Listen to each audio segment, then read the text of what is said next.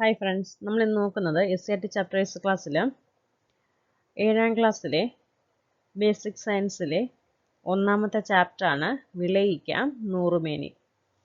പുതിയ ടെക്സ്റ്റിലെ ഒന്നാമത്തെ ചാപ്റ്ററാണ്. നമുക്ക് ക്ലാസ്സിലേക്ക് പോവാം. നോക്കിക്കേ, ഇവിടെ ഒരു കുട്ടി എന്താ ചെയ്യുന്നത്? ഒരു തൈ നടുവാണ് അല്ലേ? എന്താ അവൾ പറയുന്നത്? ആ വലിയ മാവിനെ പോലെ എന്നാണ് എൻ്റെ മാവിലും ധാരാളം മാങ്ങകൾ ഉണ്ടാവുന്നത്. അപ്പോൾ അവൾ പറയുകയാണ്, ആ വലിയ മാവിനെ പോലെ അവൾക്ക് ഈ തയ്യ് എന്നാണ് വലുതാവുന്നതെന്ന്. അപ്പോൾ മാവ് എന്താ പറയുന്നത്? കാത്തിരിക്കൂ, 8-10 വർഷങ്ങൾ കഴിഞ്ഞാൽ നിന്റെ മാവും എന്നെപ്പോലെ ധാരാളം മാങ്ങകൾ തരും.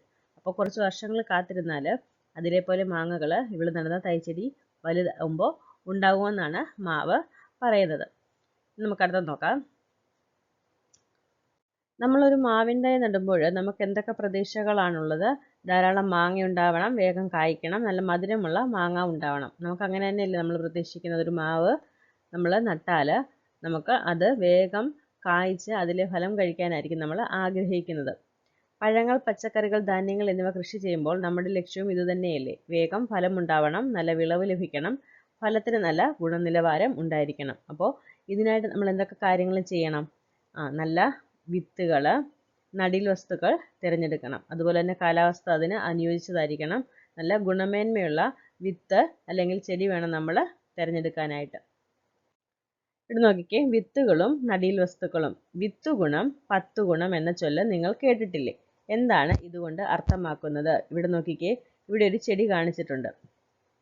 എന്താണ്?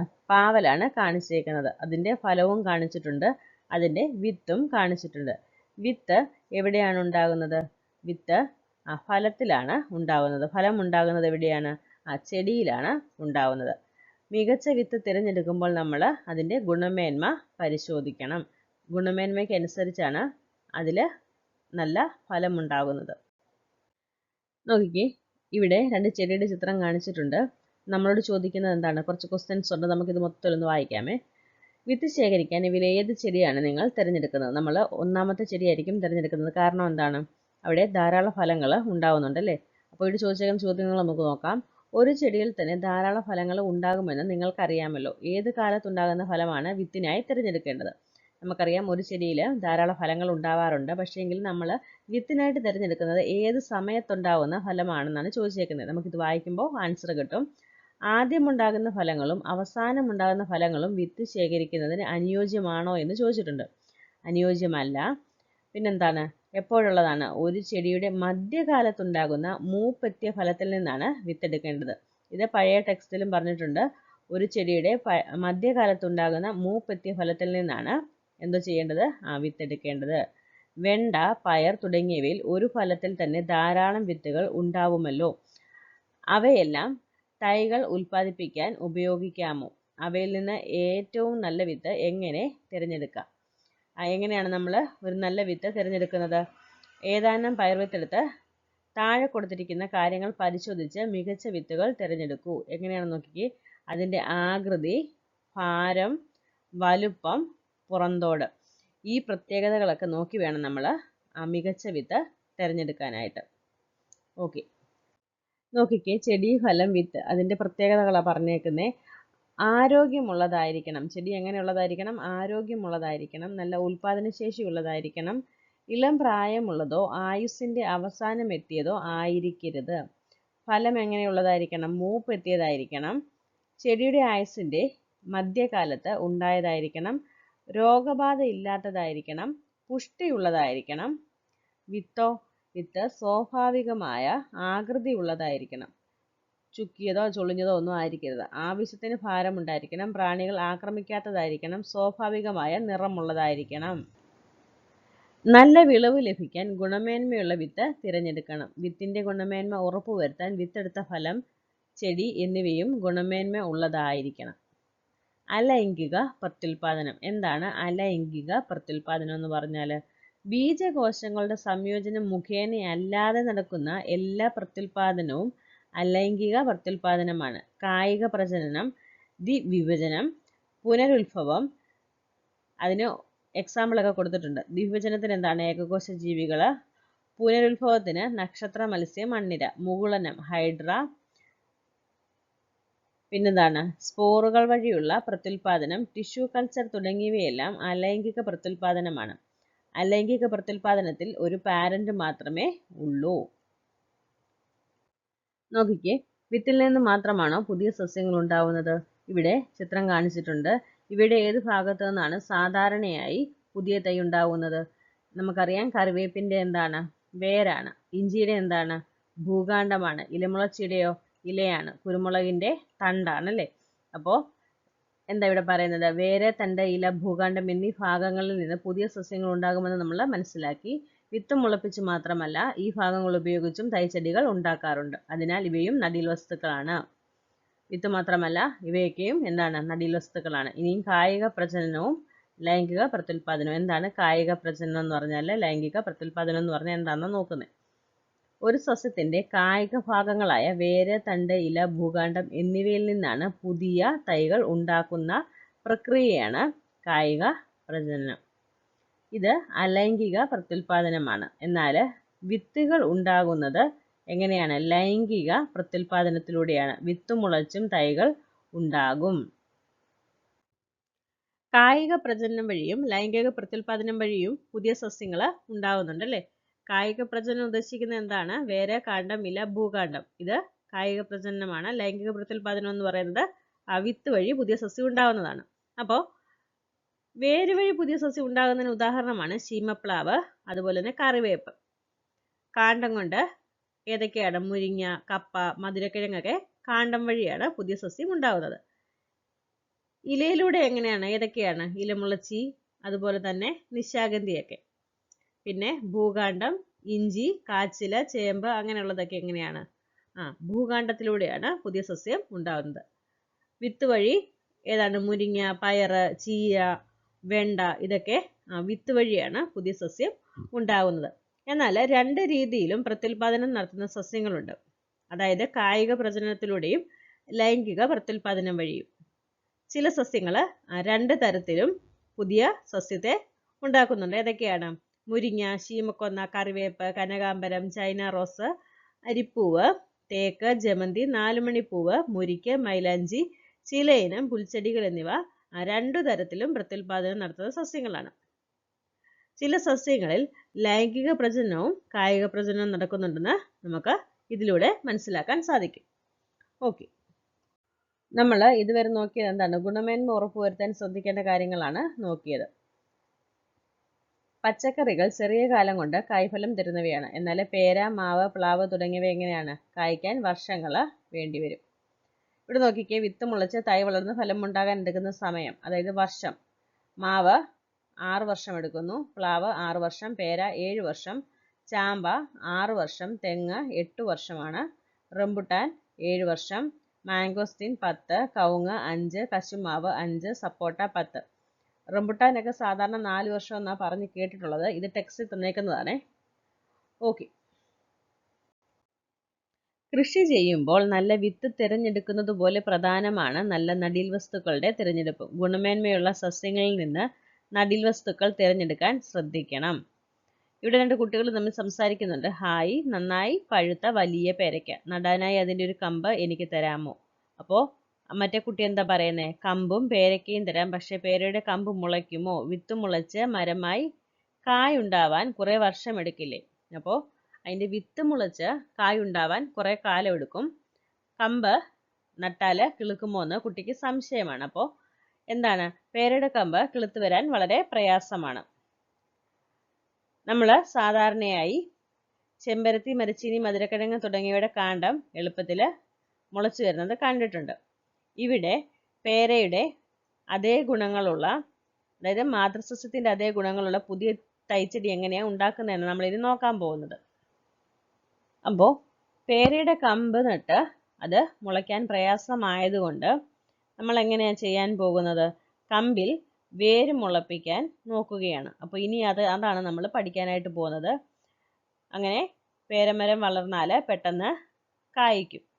ഓക്കെ, നോക്കിക്കേ, പതിവയ്ക്കൽ അല്ലെങ്കിൽ ലെയറിങ്. പേര, സപ്പോട്ട, ചാമ്പ, ബദാം, മത്തി തുടങ്ങിയ സസ്യങ്ങളിൽ മാതൃസസ്യത്തിൻ്റെ കമ്പുകളിൽ വേര് മുളപ്പിച്ച ശേഷം ആ ഭാഗം മുറിച്ച് നട്ട് പുതിയ തൈകൾ ഉണ്ടാക്കാം. ഇവിടെ 3 ഘട്ടം പറഞ്ഞിട്ടുണ്ട്. നമുക്ക് വായിച്ച് നോക്കാമേ. നമ്മൾ പഴയ ടെക്സ്റ്റിൽ ഇത് പഠിച്ചതാണ് അല്ലേ? നമുക്ക് വായിക്കാം. മാതൃസസ്യത്തിൽ നിന്ന് പെൻസിൽ വണ്ണമുള്ള ഒരു കമ്പ് തിരഞ്ഞെടുക്കുക. പ്രധാന തടിയിൽ നിന്നുള്ളതാണ് കൂടുതൽ നല്ലത്.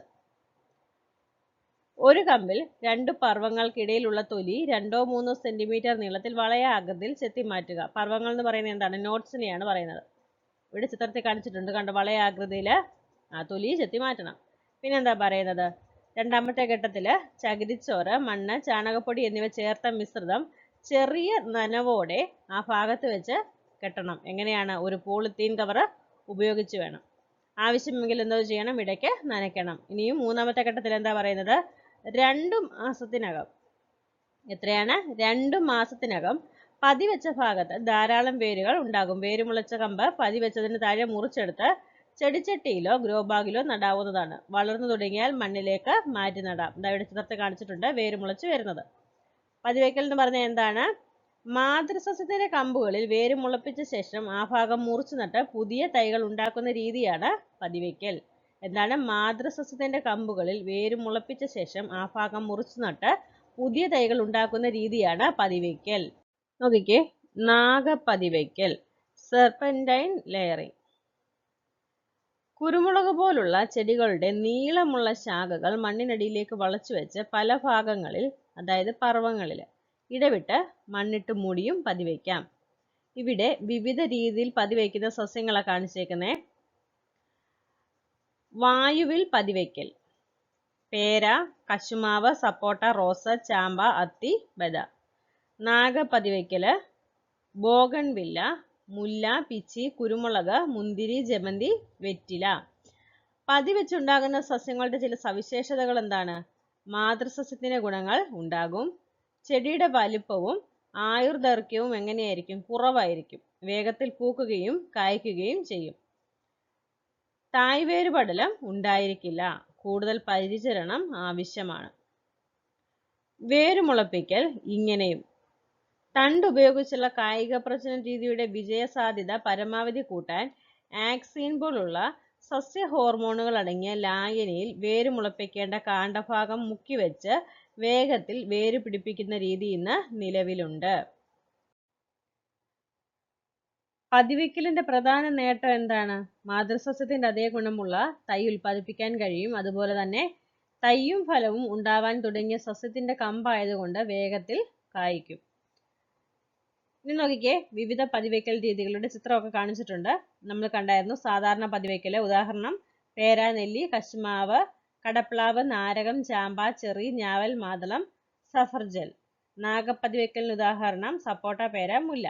ഇനിയും അതുപോലെ തന്നെ നാക്കുപതിവയ്ക്കല്, ചാലിൽ പതിവയ്ക്കല്, കൂനപ്പതിവയ്ക്കല്. അപ്പോൾ നാക്കുപതിവയ്ക്കലിന് ഉദാഹരണമാണ് ബ്ലാക്ക്ബെറി, റാസ്ബെറി. ചാലിൽ പതിവയ്ക്കലിന് ഉദാഹരണമാണ് ചെറി, പ്ലം, ആപ്പിൾ. കൂനപ്പതിവയ്ക്കലിന് ഉദാഹരണമാണ് നെല്ലി, പ്ലാവ്, ആഞ്ഞിലി, പപ്പായ. ഇതാ ഇവിടെ ചിത്രം കാണിച്ചിട്ടുണ്ട്, കണ്ടോ? ഓരോന്നിനും ചിത്രം കാണിച്ചിട്ടുണ്ട്. സാധാരണ പതിവയ്ക്കല്, നാഗപതിവയ്ക്കല്, നാക്കുപതിവയ്ക്കല്, ചാലിൽ പതിവയ്ക്കല്, കൂനപ്പതിവയ്ക്കല്. അടുത്ത് നോക്കിക്കേ, കമ്പൊട്ടിക്കൽ, ഗ്രാഫ്റ്റിംഗ്. എന്താണ് ഗ്രാഫ്റ്റിംഗ് എന്നാണ് നോക്കുന്നത്. നോക്കി, ഇവിടെ ഒരു ചിത്രം കാണിച്ചിട്ടുണ്ട്, കണ്ടോ? ആ മാവില് നിറയെ എന്തോ ഉണ്ട്? മാങ്ങയുണ്ട്. അപ്പോൾ നമ്മളോട് ചോദിക്കുന്നത് എന്താണ്? ഇതിൽ പതിവയ്ക്കാൻ കഴിയുമോ എന്നാണ്. അപ്പോൾ പതിവയ്ക്കാൻ കഴിയണമെങ്കിൽ വേഗത്തിൽ വേര് വരണം അല്ലേ? അപ്പോൾ മാവിൻ്റെ കൊമ്പില് വേര് വരാൻ പ്രയാസമാണ്. എന്നാൽ മാവിൻ്റെ വിത്ത് നടാവെന്ന് വെച്ചാൽ വിത്ത് മുളച്ച് മാങ്ങ ഉണ്ടാവണമെങ്കിൽ വർഷങ്ങളെടുക്കും. എന്നാൽ ഇത് പെട്ടെന്ന് ഇതേ ഗുണത്തിൽ നമുക്ക് മാങ്ങ വേണം. അതിന് നമ്മൾ എന്താ ചെയ്യേണ്ടതെന്നാണ് ഇനി നോക്കാൻ പോകുന്നത്. ഓക്കെ, ഇവിടെ നോക്കിക്കേ, ഇവിടെ 2 തരത്തിലുള്ള മാവിൻ്റെ ചിത്രം കാണിച്ചിട്ടുണ്ട്. അതിൻ്റെ പ്രത്യേകതയും പറഞ്ഞിട്ടുണ്ട്. നമുക്കൊന്ന് വായിച്ചു നോക്കാം. ഇവിടെ നാടൻ മാവ് കാണിച്ചിട്ടുണ്ട്, നീലം മാവും കാണിച്ചിട്ടുണ്ട്. നാടൻ മാവെന്ന് പറയുന്നത് താരതമ്യേന ചെറിയ മാങ്ങയാണ്. പുളിയുള്ളതോ മധുരമുള്ളതോ ആയ മാങ്ങയാണ് നാടൻ മാവ്. നമ്മുടെ മണ്ണിൽ നന്നായി വളരും. പ്രത്യേക പരിചരണം ആവശ്യമില്ല. നീലമാവ് എങ്ങനെയാണ്? വലിയ മാങ്ങയാണ്, നല്ല മധുരമുള്ള മാങ്ങയാണ്. നമ്മുടെ മണ്ണിൽ നന്നായി വളരില്ല, എന്നാൽ നല്ല പരിചരണം വേണം. നോക്കിക്കേ, കമ്പൊട്ടിക്കാം. എങ്ങനെയാണ് ഗ്രാഫ്റ്റിംഗ് ചെയ്യുന്നതെന്നാണ് ഇവിടെ പറയുന്നത്. ആ ഒരു പ്രവർത്തനം പറയുക, നമുക്ക് വായിച്ചു നോക്കാമേ. 6 മാസം മുതൽ 1 വർഷം വരെ പ്രായമുള്ള ഒരു മൂവാണ്ടൻ മാവിന്റെ തൈയെ തിരഞ്ഞെടുക്കുക. പ്രായം പറയുന്നുണ്ട്, എത്രയാണ്? 6 മാസം മുതൽ 1 വർഷം വരെ. വേരോടുകൂടി ഈ ചെടി എന്താ പറയുന്നത്? റൂട്ട് സ്റ്റോക്ക് എന്നാണ് പറയുന്നത്. വേരോടുകൂടി ഈ ചെടി എന്താ പറയുന്നത്? റൂട്ട് സ്റ്റോക്ക് എന്നാണ് പറയുന്നത്. നമ്മൾ പഠിച്ചിട്ടുണ്ട് മൂലകാണ്ഡം അല്ലേ? അതിന്റെ ചിത്രം അവിടെ കാണിച്ചേക്കുന്നത്. നല്ല കായ്ഫലമുള്ള നീലമാവിൽ നിന്ന് റൂട്ട് സ്റ്റോക്കിന്റെ അതേ വണ്ണമുള്ള ഒരു കമ്പ് മുറിച്ചെടുക്കണം. അതിനുശേഷം എന്തോ ചെയ്യണം? നീലമാവിന്റെ ഒരു കമ്പ് മുറിച്ചെടുക്കണം. അതെങ്ങനെയുള്ളതായിരിക്കണം? ആ റൂട്ട് സ്റ്റോക്കിന്റെ അതേ വലിപ്പമുള്ളതായിരിക്കണം അല്ലെ? അതേ വലിപ്പം എന്നല്ല, വണ്ണം ഉള്ളതായിരിക്കണം. ഇതിനെ സയൺ എന്ന് പറയുന്നു. അപ്പോൾ സയന്റെ ചിത്രം ഇവിടെ കാണിച്ചിട്ടുണ്ട് കേട്ടോ. പുതിയ മുകുളങ്ങൾ വരാൻ തുടങ്ങിയ കമ്പാണ് സയനായി തിരഞ്ഞെടുക്കേണ്ടത്. ഈ ചിത്രത്തിൽ കാണിച്ചിട്ടുണ്ട്, പുതിയ മുകുളങ്ങൾ വരാറായതാണ്. അതൊന്ന് സൂം ചെയ്ത് നോക്കണേ. കമ്പൊട്ടിക്കാനായി റൂട്ട് സ്റ്റോക്കിന്റെ അടിവശത്ത് നിന്ന് 15 സെന്റിമീറ്റർ മുകളിൽ വെച്ച് മുറിച്ചു മാറ്റണം. കമ്പൊട്ടിക്കാനായി റൂട്ട് സ്റ്റോക്കിന്റെ അടിവശത്ത് നിന്ന് 15 സെന്റിമീറ്റർ മുറിച്ചു മാറ്റണം. റൂട്ട് സ്റ്റോക്കിന്റെ ഈ ഭാഗത്ത് നടുവിൽ കത്തി ഉപയോഗിച്ച് 4 സെന്റിമീറ്റർ നീളത്തിൽ താഴേക്ക് മുറിക്കണം. അതായത് 4 സെന്റിമീറ്റർ ഇങ്ങനെ പിളർത്തണം. പിന്നെന്താ പറയുന്നത്? സയണിന്റെ അടിഭാഗം 2 വശവും ചിത്രത്തിൽ കാണുന്നത് പോലെ ചരിച്ച് ചെത്തണം. അതായത് ചിത്രത്തിൽ കാണിച്ചിട്ടുണ്ട്, ഈ സൈഡും ചരിച്ച് ചെത്തണം. റൂട്ട് സ്റ്റോക്കിൽ ഉണ്ടാക്കിയ വിടവിലേക്ക് സയൺ തിരികെ വെച്ച് പോളിത്തീൻ ടേപ്പ് ഉപയോഗിച്ച് ചുറ്റി കെട്ടണം. സയൺ സ്റ്റോക്കിനോട് ഒട്ടി വളർന്നു കഴിഞ്ഞാൽ ചെടി സൗകര്യപ്രദമായ സ്ഥലത്തേക്ക് മാറ്റി നടാം. ഈ ചിത്രത്തിൽ കാണിച്ചിട്ടുണ്ട്. ചെത്തി മാറ്റി ഇത് നടുക്കേക്ക് എടുത്തു വെക്കണം. എന്നിട്ട് ഇതുപോലെ ചുറ്റി കെട്ടണം. ഓക്കെ. കമ്പൊട്ടിക്കൽ, ഗ്രാഫ്റ്റിംഗ് എന്ന് പറഞ്ഞാൽ എന്താന്ന് നോക്കിക്കേ. ഗുണമേന്മയുള്ള ഒരു സസ്യത്തിന്റെ കമ്പ് അതേ വർഗത്തിൽപ്പെട്ട വേരോട് കൂടിയ മറ്റൊരു സസ്യത്തിൽ ഒട്ടിച്ചു ചേർത്ത് മികച്ച ഇനം തൈ ഉൽപ്പാദിപ്പിക്കുന്ന രീതിയാണ് കമ്പൊട്ടിക്കൽ. ഒട്ടിക്കാനായി തിരഞ്ഞെടുക്കുന്ന വേരോട് കൂടിയ ചെടിയെ റൂട്ട് സ്റ്റോക്ക് എന്നും ഒട്ടിക്കുന്ന കമ്പിനെ സയൺ എന്നും പറയുന്നു. റൂട്ട് സ്റ്റോക്ക് എന്ന് പറയുന്നത് മൂലകാണ്ഡവും സയൺ എന്ന് പറയുന്നത് എന്താണ്? ഒട്ടുകമ്പുമാണ്. ഓക്കെ. ഫലത്തിന്റെ ഗുണമേന്മയിൽ ഏത് മാവാണ് മികച്ചത്?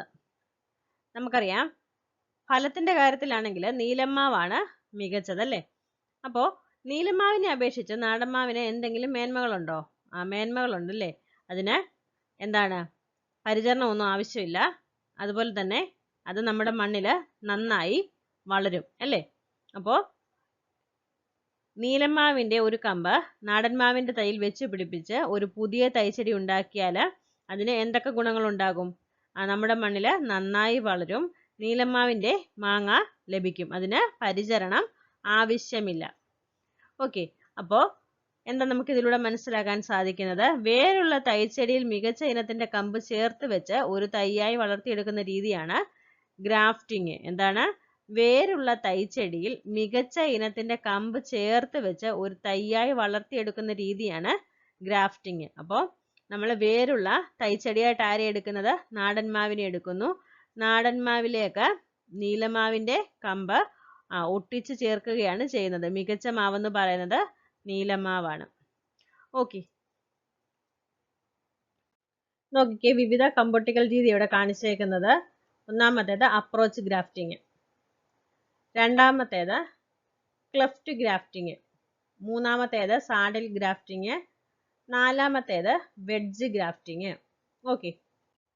കമ്പൊട്ടിക്കൽ വഴി തൈക്കുണ്ടാവുന്നതിന്റെ നേട്ടങ്ങളും നമ്മൾ പറഞ്ഞു. കമ്പൊട്ടിക്കൽ വഴി ഉണ്ടാക്കിയ മാവിൻ തൈ കുറഞ്ഞ കാലം കൊണ്ട് പൂക്കുകയും കായ്ക്കുകയും ചെയ്യുന്നുണ്ടല്ലേ? സയണായിട്ട് നമ്മൾ എടുക്കുന്നത് മൂപ്പെത്തിയ കമ്പായിരിക്കണം. അതുകൊണ്ട് വേഗം അത് കായ്ക്കും. ആ സമയത്ത് മൂപ്പെത്താത്ത കമ്പെടുത്താൽ അത് പെട്ടെന്ന് കായ്ക്കത്തില്ല. ഓക്കെ. ഇവിടെ ഒരു ചിത്രം കാണിച്ചിട്ടുണ്ട്. എന്താണ്? കമ്പൊട്ടിച്ച സ്ഥലത്തിന് താഴെ വളർന്നു വരുന്ന മുകുളം. ആ മുകുളം നമ്മൾ മുറിച്ച് മാറ്റിയില്ലെങ്കിൽ അത് ആ ചെടിയെ ദോഷകരമായിട്ട് ബാധിക്കും. അപ്പോൾ അങ്ങനെ വരുന്ന മുകുളം നമ്മൾ എന്തോ ചെയ്യണം? മുറിച്ച് മാറ്റണം. ഓക്കെ. നോക്കിക്കേ, മുകുളം ഒട്ടിക്കൽ, ബഡ്ഡിങ്. കമ്പിന് പകരം മുകുളമാണ് ഇവിടെ ഉപയോഗിക്കുന്നത്. ഇവിടെ നോക്കിക്കേ, ഇവിടെ ഒരു പരസ്യം വെച്ചിട്ടുണ്ട്. നഴ്സറിയിൽ വിൽപ്പനയ്ക്ക് വെച്ചേക്കുന്ന റബ്ബറും തൈയാണ് നമ്മൾ കാണുന്നത്. എന്താ എഴുതിയേക്കുന്നത്? മികച്ച തൈകൾ മിതമായ വിലയ്ക്ക്, കൂടുതൽ ഉൽപാദനം, കട്ടിയുള്ള പാല്. നാടൻ റബ്ബർ തൈകളെ അപേക്ഷിച്ച് എന്താണ് പ്രത്യേകത? കട്ടിയുള്ള പാല് കിട്ടും. ഇവിടെ കമ്പിന് പകരം എന്താ എടുത്തത്? മികച്ച ഇനം റബ്ബറിന്റെ മുകുളമാണ് സയണായി എടുത്തിട്ടുള്ളത്. ഇത് എവിടെ ചേർക്കും? സ്റ്റോക്കില് ഒട്ടിക്കുന്നു. മുകുളം ഒട്ടിക്കൽ, ബഡ്ഡിംഗ് എന്ന് പറഞ്ഞാൽ എന്താണ്? ഗുണമേന്മയുള്ള ഒരു സസ്യത്തിന്റെ മുകുളം അതേ വർഗത്തിൽപ്പെട്ട വേരോട് കൂടിയ മറ്റൊരു സസ്യത്തിൽ ഒട്ടിച്ചു ചേർത്ത് മികച്ച നടീൽ വസ്തു ഉണ്ടാക്കുന്ന രീതിയാണ് മുകുളം ഒട്ടിക്കൽ. ഓക്കെ, നോക്കിക്കേ, ഇവിടെ പ്ലാവിൻ തൈയെ ബഡ് ചെയ്ത് എടുക്കുവാണേ. 4 ഘട്ടമുണ്ട്, നമുക്കത് വായിച്ചു നോക്കാം. നല്ല ഇനം പ്ലാവിന്റെ ശിഖരത്തിൽ നിന്ന് മുകുളം തൊലിയോടുകൂടി ചെത്തിയെടുക്കുക. ഇതാണ് സയൻ. അപ്പോൾ എന്താണ്? ഒട്ടിച്ച് ചേർക്കേണ്ടതാണ് സയനം. അപ്പോൾ എന്താണ്? നല്ല ഇനം പ്ലാവിന്റെ ശിഖരത്തിൽ നിന്ന് മുകുളം ചെത്തിയെടുക്കണം. ദാ ഇവിടെ മുകുളം ചെത്തിയെടുക്കുകയാണ് ചെയ്യുന്നത്. എന്നിട്ട് എന്തോ ചെയ്യണം? ചട്ടിയിലോ ഗ്രോ ബാഗിലോ വളർത്തിയ നാടൻ ഇനത്തിൽപ്പെട്ട പ്ലാവിൻ തൈയിൽ നിന്ന് മുകുളം ഒട്ടിക്കാനുള്ള സ്ഥലത്തെ പുറംതൊലി ചെത്തി മാറ്റുക. അപ്പോൾ സ്റ്റോക്കിൽ നിന്ന് എന്തോ ചെയ്യണം? പുറംതൊലി ഇതുപോലെ ചെത്തി മാറ്റണം. മൂന്നാമത്തെ ഘട്ടത്തിൽ എന്താ പറയുന്നത്? റൂട്ട് സ്റ്റോക്കിൽ തൊലി നീക്കിയ ഭാഗത്ത് സയൻ വെച്ച് മുകുളം പുറത്തു കാണും വിധം പോളിത്തീൻ ടേപ്പ് കൊണ്ട് പൊതിഞ്ഞ് കെട്ടണം. ഇവിടെ മുകുളം കാണിച്ചിട്ടുണ്ട്, അപ്പോൾ അത് പുറത്ത് കാണുന്ന വിധം എന്തോ ചെയ്യണം? അത് അതിനുള്ളിലേക്ക് വെച്ച് നല്ല രീതിയിൽ പൊതിഞ്ഞ് കെട്ടണം. നാലാമത്തെ ഘട്ടത്തിൽ എന്താ പറയുന്നത്? മുകുളം നന്നായി വളരാൻ തുടങ്ങിയാൽ സ്റ്റോക്കിന്റെ മുകൾ ഭാഗം മുറിച്ചു മാറ്റുക. മുകുളം വളർന്നതിന് ശേഷം ഈ തൈ പറമ്പിലേക്ക് മാറ്റി നടാം. നോക്കിക്കേ, ഇവിടെ വിവിധ തരത്തിലുള്ള ബഡ്ഡിങ്ങിന്റെ ചിത്രമാണ് കാണിച്ചേക്കുന്നത്. ടീ ബഡ്ഡിംഗ് ഉണ്ട്, ഐ ബഡ്ഡിംഗ് ഉണ്ട്, പാച്ച് ബഡ്ഡിംഗ് ഉണ്ട്, റിങ് ബഡ്ഡിംഗ് ഉണ്ട്. ഓക്കെ, അപ്പൊ നമ്മൾ ഇതുവരെ പതിവയ്ക്കൽ, കമ്പൊട്ടിക്കൽ, മുകുളമൊട്ടിക്കൽ എന്നിവയാണ് പഠിച്ചത്.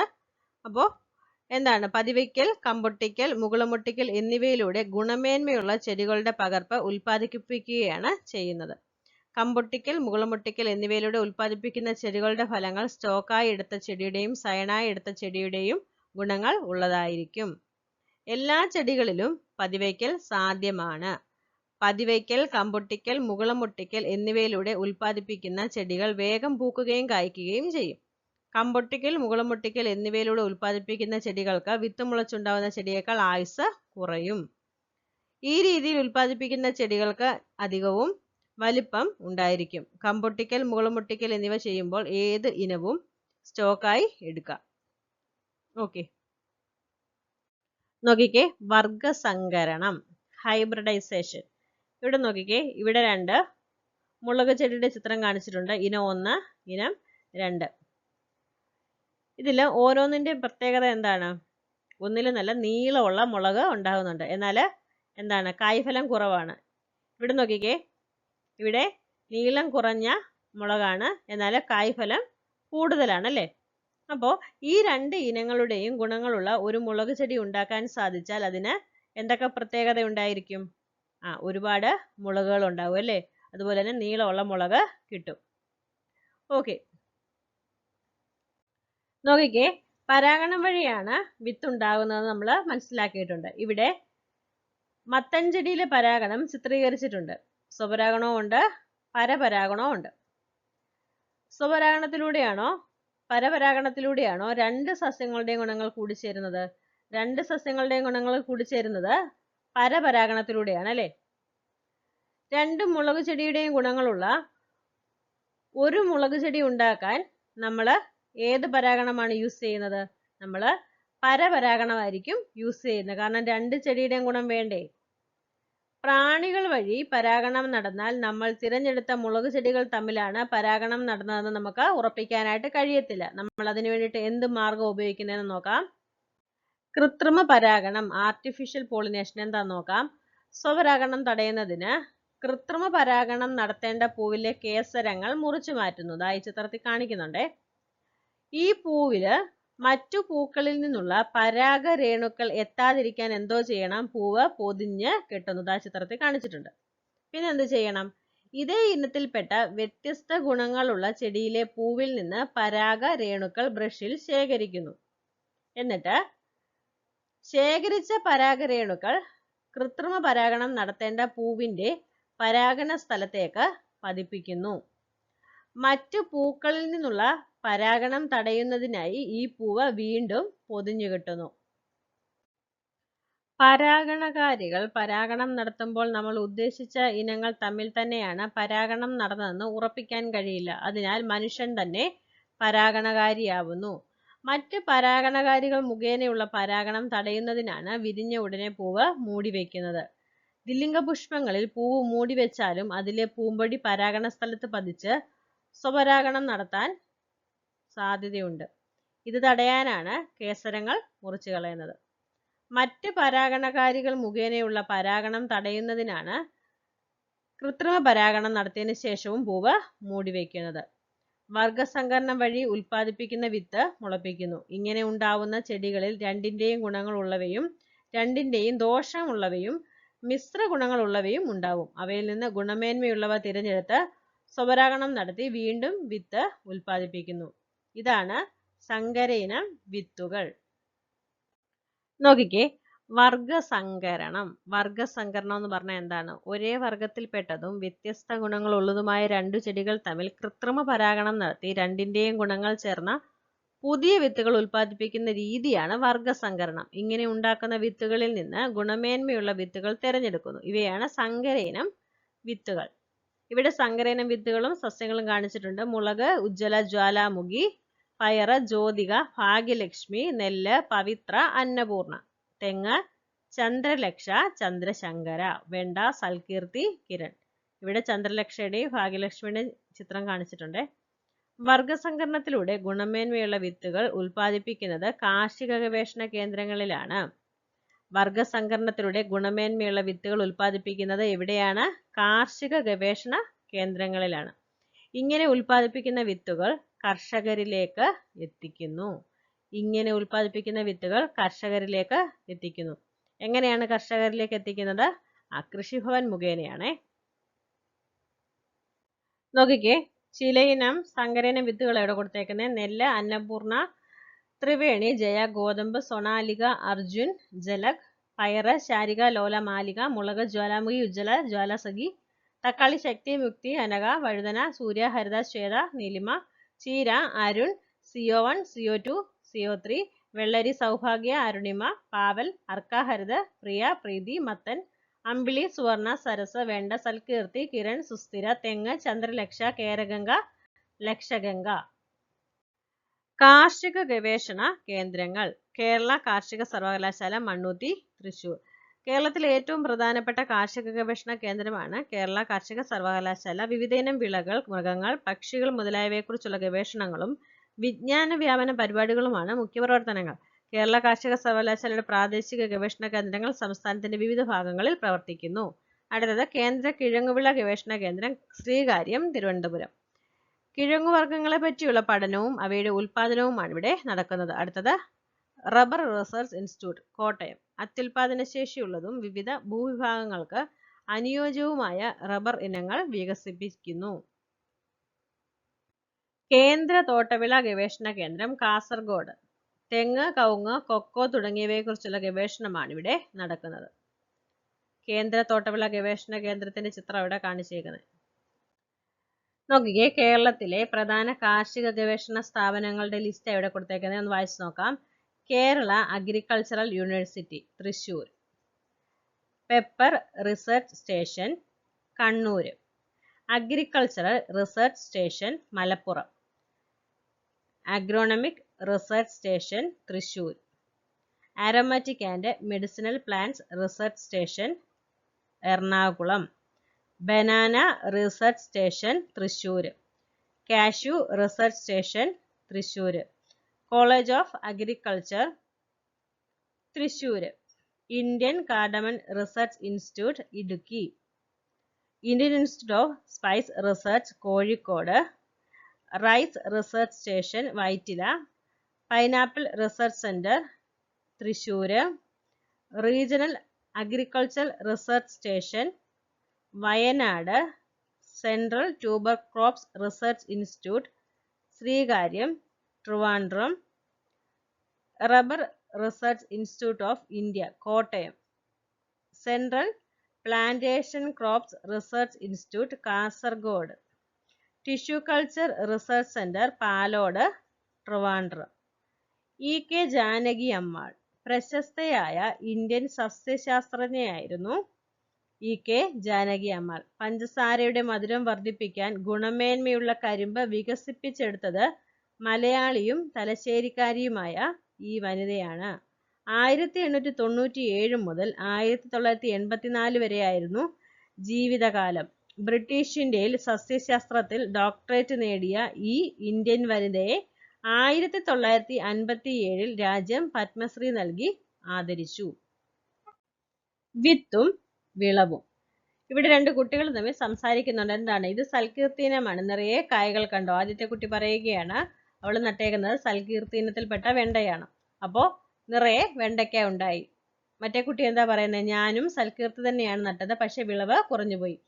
രണ്ടുപേരും ഒരേ വിത്തിനമാണ് നട്ടത്. എന്നാൽ എന്തുപറ്റി? ഒരാൾക്ക് മാത്രം നല്ലതുപോലെ ഫലം കിട്ടി, എന്നാൽ മറ്റേയാൾക്ക് ഫലം കുറഞ്ഞുപോയി. അപ്പോൾ മികച്ച വിളവ് ലഭിക്കാൻ നല്ല വിത്ത് മാത്രം പോരാ. പകരം എന്തൊക്കെ വേണം? വളക്കൂറുള്ള മണ്ണായിരിക്കണം. അതുപോലെ തന്നെ കീടനിയന്ത്രണം വേണം, വളം വേണം, കളനിയന്ത്രണം വേണം, ജലസേചനം വേണം, മറ്റു പരിചരണങ്ങൾ വേണം, അനുയോജ്യമായ കാലാവസ്ഥയായിരിക്കണം. ഇത്രയും കാര്യങ്ങളൊക്കെ ഉണ്ടെങ്കിൽ മാത്രമേ നമുക്ക് നല്ല ഫലം കിട്ടത്തുള്ളൂ. നോക്കിക്കേ, വളക്കൂറുള്ള മണ്ണ്. നല്ല വിളവ് ലഭിക്കാൻ ശരിയായ വളപ്രയോഗം വേണം. നമുക്കറിയാം കർഷകര് വളം ഉപയോഗിച്ചാണ് കൃഷി ചെയ്യുന്നത്, അല്ലേ? കൃഷിക്ക് വളം ഉപയോഗിക്കുമ്പോൾ അതിൻ്റെതായ മാറ്റം ഉണ്ടാവും, നല്ല ഫലം കിട്ടും. സാധാരണയായിട്ട് കർഷകർ ഉപയോഗിക്കുന്ന വളങ്ങൾ ഏതൊക്കെയാണ്? ചാണകം, യൂറിയ, കമ്പോസ്റ്റ്, കോഴിക്കാഷ്ടം, ആട്ടിൻകാഷ്ടം, എല്ലുപൊടി എന്നിവയൊക്കെ കർഷകർ ഉപയോഗിക്കാറുണ്ട്. ഇവിടെ ജൈവവളവും രാസവളവും തിരിച്ചെഴുതാൻ പറഞ്ഞിട്ടുണ്ട്. ഇവിടെ ജൈവവളത്തിന്റെ രാസവളത്തിന്റെ ചിത്രവും കാണിച്ചിട്ടുണ്ട്. രാസവളത്തിൽ പെടുന്നത് ഏതൊക്കെയാണ്? യൂറിയ വരും, അമോണിയം സൾഫേറ്റ് വരും, സൂപ്പർ ഫോസ്ഫേറ്റ് വരും, റോക്ക് ഫോസ്ഫേറ്റ് വരും, ഫാക്ടം ഫോസ് വരും, മ്യൂറിയേറ്റ് ഓഫ് പൊട്ടാഷ് വരും. ജൈവവളങ്ങളാണ് ചാണകം, കമ്പോസ്റ്റ്, കോഴിക്കാഷ്ടം, മത്സ്യവളം, ആട്ടിൻകാഷ്ടം, എല്ലുപൊടി. നമ്മൾ ജൈവവളമാണ് ഉപയോഗിക്കേണ്ടത്. രാസവളം കഴിവതും ഒഴിവാക്കുകയാണ് ചെയ്യേണ്ടത്. അത് മണ്ണിന് കേടായിട്ട് വരും. നോക്കിക്കേ, ഹരിത വിപ്ലവത്തിന്റെ പിതാവ് ഡോക്ടർ എം.എസ്. സ്വാമിനാഥൻ ഇന്ത്യയിലെ ഹരിത വിപ്ലവത്തിന്റെ പിതാവ് എന്നറിയപ്പെടുന്ന കൃഷിശാസ്ത്രജ്ഞനാണ്. അത്യുൽപാദന ശേഷിയുള്ള വിത്തുകൾ വികസിപ്പിക്കുകയും കർഷകർക്കിടയിൽ പ്രചരിപ്പിക്കുകയും അതുവഴി ഭക്ഷ്യോൽപാദന മേഖലയിൽ കുതിച്ചുചാട്ടം സാധ്യമാക്കുകയും ചെയ്തു. തെക്ക് കിഴക്കേഷ്യയിലെ മിക്ക രാജ്യങ്ങളെയും പട്ടിണിയിൽ നിന്ന് കരകയറ്റിയത് അദ്ദേഹത്തിന്റെ പരിശ്രമങ്ങളായിരുന്നു. Magsaysay, world food prize, Padma Bhushan എന്നീ പുരസ്കാരങ്ങൾ ലഭിച്ചിട്ടുണ്ട്. അദ്ദേഹത്തിന്റെ കാലഘട്ടം കൊടുത്തിട്ടുണ്ട് 1925 to 2023. ഡോക്ടർ എം.എസ്. സ്വാമിനാഥന്റെ ചിത്രമാണ് ഇവിടെ കാണിച്ചേക്കുന്നത്. ജൈവവളങ്ങളും രാസവളങ്ങളും. എന്താണ് ജൈവവളങ്ങളുടെയും രാസവളങ്ങളുടെയും പ്രത്യേകത? ജൈവവളങ്ങള് ജൈവവസ്തുക്കളിൽ നിന്ന് ലഭിക്കുന്നു. രാസവളങ്ങള് രാസവസ്തുക്കൾ ഉപയോഗിച്ച് വ്യാവസായികമായി നിർമ്മിക്കുന്നു. ജൈവവളങ്ങള് കൂടുതൽ അളവിൽ വേണ്ടിവരും. രാസവളങ്ങള് കുറഞ്ഞ അളവിൽ മതി, പക്ഷേ എങ്കിൽ അത് നമ്മുടെ മണ്ണിന് വളരെ ദോഷമാണ്. ജൈവവളങ്ങള് മണ്ണിന് ദോഷകരമല്ല. രാസവളങ്ങള് അമിതമായ ഉപയോഗം എന്ത് ചെയ്യുന്നു? മണ്ണിന്റെ ഘടനയെ നശിപ്പിക്കുന്നു. ജൈവവളങ്ങള് ഒരു നിശ്ചിത ഘടകം മാത്രമായി നൽകാൻ കഴിയത്തില്ല. എന്നാൽ രാസവളങ്ങൾ ആവശ്യമുള്ള ഘടകങ്ങൾ മാത്രമായിട്ട് നൽകാം. ജൈവവളങ്ങൾക്കും രാസവളങ്ങൾക്കും അതിൻ്റെതായ ഗുണങ്ങളും ദോഷങ്ങളും ഉണ്ട്. ജൈവവളം കൂടുതലും രാസവളം കുറവും ഉപയോഗിക്കുന്ന സമ്മിശ്ര വളപ്രയോഗ രീതിയാണ് നമ്മുടെ നാട്ടിലെ കർഷകർ പിന്തുടരുന്നത്. വിളവ് മെച്ചപ്പെടുത്തുന്നതിനായി ജീവാണുവളവും കർഷകർ ഉപയോഗിക്കുന്നുണ്ട്. എന്താണ് ജീവാണുവളം? സൂക്ഷ്മജീവികളെ ഉപയോഗപ്പെടുത്തിയുള്ള വളപ്രയോഗ രീതിയാണിത്. ജീവാണു വളപ്രയോഗം. സ്യൂഡോമോണസ്, അസോസ്പൈറില്ലം എന്നിവ ജീവാണുവളങ്ങൾക്ക് ഉദാഹരണങ്ങളാണ്. നോക്കിക്കേ, കീടനിയന്ത്രണം. ഇവിടെ കർഷകർ പറയുന്ന ഒരു സംഭാഷണം നോക്കാം. കർഷകർ നേരിടുന്ന വലിയൊരു പ്രശ്നമാണ് വിളകളെ ബാധിക്കുന്ന കീടങ്ങൾ. എന്താ അവർ പറയുന്നത്? ഞാൻ നന്നായി രാസകീടനാശിനി തളിക്കും, ഒറ്റ പ്രാണിയുമില്ല. പക്ഷെ അയാൾ പറയുന്നത് തെറ്റായ കാര്യം. നമ്മൾ രാസകീടനാശിനി തളിക്കുന്നത് കഴിവതും എന്ത് ചെയ്യണം? ഒഴിവാക്കണം. മറ്റാൾ എന്താ പറയുന്നത്? ഞാൻ പുകയില കഷായമാണ് തളിക്കുന്നത്, പ്രാണികൾ കുറേയൊക്കെ പോയി. അത് നല്ലൊരു കാര്യമാണ്. വിളക്കുകണി വെച്ചും പ്രാണികളെ നശിപ്പിക്കാം. അപ്പോൾ വിളക്കുകണി വെച്ചും പ്രാണികളെ കൊല്ലുന്നത് നല്ലൊരു കാര്യമാണ്. പ്രാണികളെ എനിക്ക് വലിയ ഇഷ്ടമാണ്, എത്ര കിട്ടിയാലും ഞാൻ തിന്നു തീർക്കും. അപ്പോൾ തവളകള് ഉള്ളതും നല്ല കാര്യമാണ്. ഓക്കെ. കീടനിയന്ത്രണ മാർഗങ്ങൾ. ജൈവ നിയന്ത്രണം. വട്ടച്ചാഴി, ലേഡി ബഗ്. വട്ടച്ചാഴി എന്ന ഷഡ്പദം ചെടികളിൽ വളരുന്ന മറ്റു പല കീടങ്ങളെയും തിന്നു നശിപ്പിക്കുന്നു. ഇത്തരത്തിലുള്ള മറ്റൊരു മിത്രകീടമാണ് ട്രൈക്കോഗ്രാമ. ഇതുപോലെയുള്ള തവള, അരണ, ഓന്ത്, വണ്ട് തുടങ്ങിയ ജീവികൾ വിളകളെ ബാധിക്കുന്ന കീടങ്ങളെ തിന്നു നശിപ്പിക്കുന്നുണ്ട്. ഇത്തരം കീടനിയന്ത്രണമാണ് ജൈവ നിയന്ത്രണം. കീടനാശിനി പ്രയോഗിക്കുമ്പോൾ എന്തോ സംഭവിക്കും? മിത്രകീടങ്ങളും കീടങ്ങളോടൊപ്പം നശിച്ചു പോകും. അതുകൊണ്ട് നമ്മൾ കീടനാശിനി തളിക്കുന്നത് കഴിവതും ഒഴിവാക്കുക. ഇങ്ങനെയുള്ള ജീവികൾ വരുമ്പോൾ കീടങ്ങളെ തിന്ന് നശിപ്പിച്ചോളും. ഓക്കെ, ഇവിടെ വട്ടച്ചാഴിയുടെ ചിത്രം കാണിച്ചിട്ടുണ്ട്. യാന്ത്രിക നിയന്ത്രണം എന്നാൽ എന്താ നോക്കിക്കേ. നമ്മുടെ പച്ചക്കറിയിലേക്ക് ചില ഈച്ചകൾ വരുന്നത് നമ്മൾ ശ്രദ്ധിച്ചിട്ടുണ്ടല്ലേ. അതിന് പകരം നമ്മൾ എന്താ ചെയ്യേണ്ടത്? ഒരു പിടി തുളസിയില ചതച്ച ഒരു സ്റ്റീൽ പ്ലേറ്റിൽ ഇടുക. അപ്പോൾ അല്പനേരം കഴിയുമ്പോൾ തുളസിയിലയുടെ മണം കാരണം എന്തോ വരും? സ്വർണ്ണ നിറത്തിലുള്ള ഈച്ചകൾ പ്ലേറ്റിൽ വന്ന് വീഴും. അപ്പോൾ ഇവയെ നശിപ്പിക്കുന്നത് വഴി വീട്ടിലെ പച്ചക്കറികളെ നമുക്ക് സംരക്ഷിക്കാൻ കഴിയും. ഇങ്ങനെ കെണികൾ ഉപയോഗിക്കുകയോ അല്ലെങ്കിൽ കൈകൊണ്ട് പെറുക്കിക്കളഞ്ഞ് കീടങ്ങളെ നശിപ്പിക്കുകയോ നമുക്ക് ചെയ്യാം. അപ്പോൾ ഇങ്ങനെയുള്ള രീതിയാണ് യാന്ത്രിക നിയന്ത്രണം എന്ന് പറയുന്നത്. ഇതിനായി ഇപ്പോൾ മാർക്കറ്റിൽ എന്തോ കിട്ടും? ഒരിനം കെണി കിട്ടും. ഫെറമോൺ എന്നാണ് അതിൻ്റെ പേര്. ഓക്കെ, നോക്കിക്കേ, കീടനാശിനികൾ രണ്ട് തരത്തിലുണ്ട്. രാസകീടനാശിനിയും അതുപോലെ തന്നെ ജൈവ കീടനാശിനിയും. രാസവസ്തുക്കൾ ഉപയോഗിച്ച് നിർമ്മിച്ച കീടനാശിനികളാണ് രാസകീടനാശിനികൾ. ജൈവ കീടനാശിനികൾ എന്ന് പറഞ്ഞാൽ എന്താണ്? രാസകീടനാശിനികളെ അപേക്ഷിച്ച് ദോഷം കുറഞ്ഞവയാണ് ജൈവ കീടനാശിനികൾ. പുകയില കഷായം, വേപ്പെണ്ണ എമൽഷൻ, വെളുത്തുള്ളി കാന്താരി മിശ്രിതം തുടങ്ങിയവ ജൈവ കീടനാശിനികളാണ്. പല ജൈവ കീടനാശിനികളും ഇന്ന് വിപണിയിൽ ലഭ്യമാണ്. ഇവിടെ പുകയില കഷായം നിർമ്മിക്കുന്ന രീതി പറഞ്ഞിട്ടുണ്ട്. ഓക്കെ, 100 ഗ്രാം പുകയില ചെറു കഷ്ണങ്ങളാക്കി 1.5 ലിറ്റർ വെള്ളത്തിൽ ഒരു ദിവസം കുതിർത്ത് വയ്ക്കുക. ഇത് പിഴിഞ്ഞ് അരിച്ചെടുക്കുക. ഇതിൽ 10 ഗ്രാം ബാർ സോപ്പ് ലയിപ്പിക്കുക. പുകയില കഷായം തയ്യാറായി. ഇതിൽ ഇരട്ടി വെള്ളം ചേർത്ത് നേർപ്പിച്ച് ചെടികൾക്ക് തളിക്കാം. നോക്കിക്കേ, രാസകീടനാശിനികളാണ് എൻഡോസൾഫാൻ, DDT, ലിൻഡേൻ, കാർബോഫ്യൂറാൻ, ഡിൽഡ്രിൻ. ജൈവ കീടനാശിനികളാണ് പുകയില കഷായം, വേപ്പിൻ പിണ്ണാക്ക, വേപ്പെണ്ണ എമൽഷൻ, വെളുത്തുള്ളി മിശ്രിതം, ചാണക ഗോമൂത്ര മിശ്രിതം. നിമവിരകൾ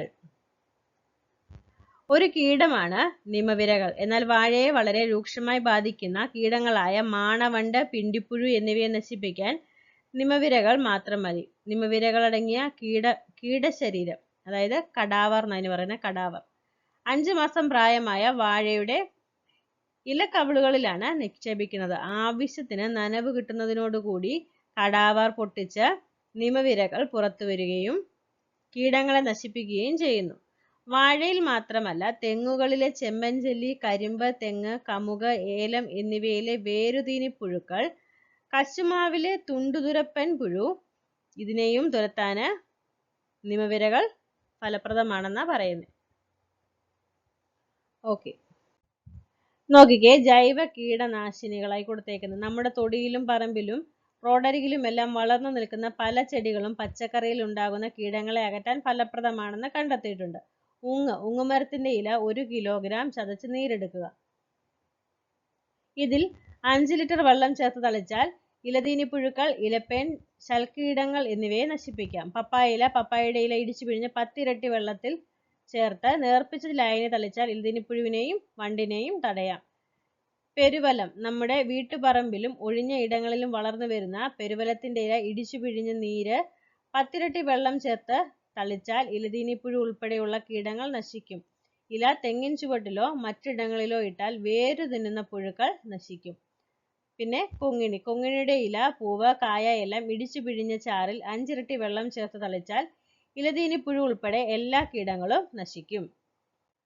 നോക്കിക്കേ, കരിനൊച്ചി, മുഞ്ഞ, ഇലതീനിപ്പുഴുക്കൾ എന്നിവയെ നശിപ്പിക്കാൻ കരിനൊച്ചിയില ഉത്തമമാണ്. 1 കിലോഗ്രാം കരിനൊച്ചിയില അരമണിക്കൂർ വെള്ളത്തിൽ തിളപ്പിക്കുക. തണുത്ത ശേഷം പിഴിഞ്ഞെടുത്ത ചാറിൽ 5 ഇരട്ടി വെള്ളം ചേർത്ത് നേർപ്പിച്ച് ചെടിയിൽ തളിക്കാം. പാണലിന്റെ ഇല കീടശല്യം കുറയ്ക്കും. നെല്ലും പയറും ധാന്യങ്ങളും മറ്റും സൂക്ഷിക്കുമ്പോൾ ഏതാനും പാണലില കൂടി അതിൽ ഇട്ടുകൊടുത്താൽ കീടശല്യം തടയാം. കാന്താരിമുളക്, 1 പിടി കാന്താരിമുളക് അരച്ച് നേർപ്പിച്ച ഗോമൂത്രത്തിൽ കലർത്തി തളിച്ചാൽ പല കീടങ്ങളെയും കായീച്ചയെയും തടയാം. അടുത്തത് കിരിയാത്ത്. നീരൊറ്റു കുടിക്കുന്ന പ്രാണികളെ തടയാൻ കിരിയാത്ത് ചെടിയുടെ ഇളം തണ്ടുകളും ഇലകളും ചതച്ച് നീരെടുക്കുക. 1 ലിറ്റർ നീരിൽ 50 ഗ്രാം ബാർ സോപ്പ് ലയിപ്പിച്ചെടുത്ത് യോജിപ്പിച്ച ശേഷം 10 ഇരട്ടി വെള്ളം ചേർത്ത് നേർപ്പിച്ച് ചെടിയിൽ തളിക്കുക. ആര്യവേപ്പില, പത്തായത്തിലും ധാന്യസംഭരണികളിലും ആര്യവേപ്പില ഇട്ടാൽ പല കീടങ്ങളെയും അകറ്റാം. 7-8 ആഴ്ച കൂടുമ്പോൾ ഇല മാറ്റി പുതിയത് ഇട്ടുകൊടുക്കുകയും ചെയ്യുക. നോക്കിക്കേ, കെണിപ്രയോഗം. മഞ്ഞക്കെണി, കഞ്ഞിവെള്ളക്കെണി, പഴക്കെണി, തുളസിക്കെണി, ഫെറമോൺ കെണി, മീൻകെണി. ഇതൊന്ന് പോസ്റ്റ് ചെയ്തൊന്ന് വായിച്ച് നോക്കുക കേട്ടോ. നല്ല വിളവ് ലഭിക്കാൻ കളകളെയും നിയന്ത്രിക്കേണ്ടത് ആവശ്യമാണ്. എങ്ങനെയാ കളകളെ നിയന്ത്രിക്കാൻ കഴിയുക? കളനാശിനി പ്രയോഗിക്കണം, അല്ലെങ്കിൽ നമ്മൾ എന്തോ ചെയ്യണം? കള വരുന്ന ആ ഒരു നിശ്ചിത സമയം നോക്കി നമ്മൾ കള പറിച്ച് കളയണം. നിർമ്മിത ബുദ്ധിയും കൃഷിയും. നിർമ്മിത ബുദ്ധി ഉപയോഗിച്ച് കീടങ്ങളെ കണ്ടെത്തി ലേസർ ഉപയോഗിച്ച് നശിപ്പിക്കുന്ന സാങ്കേതിക വിദ്യ ഇന്ന് ഉപയോഗിച്ചു വരുന്നു. പരിസ്ഥിതിക്ക് ഒട്ടും ഹാനികരമല്ല എന്നതാണ് ഇതിന്റെ നേട്ടം. അനുയോജ്യമായ കാലാവസ്ഥയും കൃഷിയെ സ്വാധീനിക്കുന്നുണ്ട്. അതിനാൽ കാലാവസ്ഥയ്ക്ക് ഇണങ്ങിയ വിളകൾ വേണം കൃഷി ചെയ്യാൻ. നോക്കിക്കേ, മറ്റ് കാർഷിക സംരംഭങ്ങൾ ഇവിടെ കാണിച്ചേക്കുന്നത്. പട്ടുനൂൽ പുഴു വളർത്തലുണ്ട്, പുഷ്പകൃഷിയുണ്ട്, തേനീച്ച വളർത്തലുണ്ട്, മുയൽ വളർത്തലുണ്ട്, കൂൺ കൃഷിയുണ്ട്, കോഴിക്കൃഷിയുണ്ട്, കന്നുകാലി വളർത്തലുണ്ട്, മത്സ്യകൃഷിയുണ്ട്. നമുക്ക് അതിനെക്കുറിച്ച് ഡീറ്റെയിൽ ആയിട്ട് നോക്കാമേ. ഓക്കെ, നോക്കിക്കേ, ഫ്ലോറികൾച്ചർ. ശാസ്ത്രീയമായി വ്യവസായിക അടിസ്ഥാനത്തിൽ പൂക്കൾ വളർത്തുന്ന കൃഷിരീതിയാണ് ഫ്ലോറികൾച്ചർ. മുല്ല, ചെണ്ടുമല്ലി, ജമന്തി, റോസ്, ആന്തൂറിയം എന്നിവ വിപണന സാധ്യതയുള്ള പൂക്കളാണ്. സെറികൾച്ചർ. സ്വാഭാവിക പട്ടുനൂൽ നിർമ്മാണത്തിനായി പട്ടുനൂൽ പുഴുക്കളെ വളർത്തുന്നതിന് സെറികൾച്ചർ എന്ന് പറയുന്നു.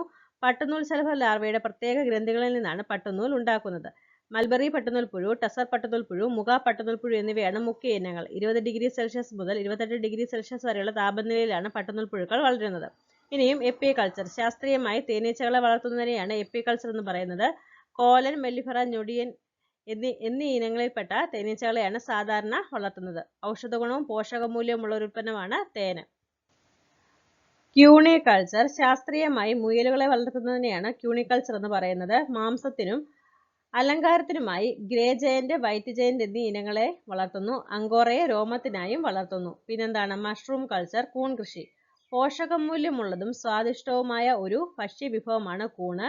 ശാസ്ത്രീയമായി കൂൺ കൃഷി ചെയ്യുന്നതിനെയാണ് മഷ്റൂം കൾച്ചർ എന്ന് പറയുന്നത്. ഹരിതകമില്ലാത്ത ഒരു സസ്യമാണ് കൂണ്. അടുത്തത് പൗൾട്രി ഫാമിംഗ്. മാംസ്യത്തിനും മുട്ടയ്ക്കും വേണ്ടി ശാസ്ത്രീയമായി പക്ഷികളെ വളർത്തുന്നതിനെയാണ് പൗൾട്രി ഫാമിംഗ് എന്ന് പറയുന്നത്. നോക്കി, പ്രധാനപ്പെട്ട ഇനങ്ങള്: കോഴി, അതുല്യ, ഗ്രാമലക്ഷ്മി, വൈറ്റ് ലെഗോൺ, താറാവ്, മസ്കവി, ചാര, ചെമ്പല്ലി, കാട, Japanese, bomb white. Life stock farming. കന്നുകാലി വളർത്തൽ. കന്നുകാലികളെ പാലിനും മാംസത്തിനും കാർഷിക ആവശ്യങ്ങൾക്കും വേണ്ടി പരിപാലിക്കുന്നതിനാണ് ലൈഫ് സ്റ്റോക്ക് ഫാമിംഗ് എന്ന് പറയുന്നത്. പ്രധാന കന്നുകാലി ഇനങ്ങള്: പശുവിൻ്റേത് ജേഴ്സി, ഹോൾസ്റ്റീൻ, ഫ്രീഷ്യൻ, വെച്ചൂർ. എരുമ മുറ, നീലി രവി, ബദാവരി. ആട് തലശ്ശേരി, ജംനാപ്യാരി, ബോയർ. പിസിക്കൾച്ചർ എന്ന് പറഞ്ഞാൽ ശാസ്ത്രീയമായ രീതിയിൽ മത്സ്യം വളർത്തുന്നതിനെയാണ് പിസിക്കൾച്ചർ എന്ന് പറയുന്നത്. പ്രകൃതിദത്ത ജലാശയങ്ങളിലും വയലുകളിലും കൃത്രിമ ടാങ്കുകളിലും ഭക്ഷണാവശ്യത്തിനായി കരിമീൻ, ഈസ്വ്, രോഹു പോലുള്ള പല ഇനങ്ങളെയും അലങ്കാര മത്സ്യങ്ങളായി ഗോൾഡ് ഫിഷ്, ഗപ്പി തുടങ്ങിയ ഇനങ്ങളെയും വളർത്തുന്നുണ്ട്. ഇങ്ങനെ കൃഷി ചെയ്യുന്ന മുഖ്യ ചെമ്മീൻ ഇനങ്ങളാണ് നാരൻ, കാര എന്നിവ. നമ്മുടെ ഒരു ചാപ്റ്റർ കഴിഞ്ഞിട്ടുണ്ട്. ഈ ഒരു ക്ലാസ് നിങ്ങൾക്ക് ഉപകാരപ്പെട്ടെന്ന് വിശ്വസിക്കുന്നു. Okay, thank you.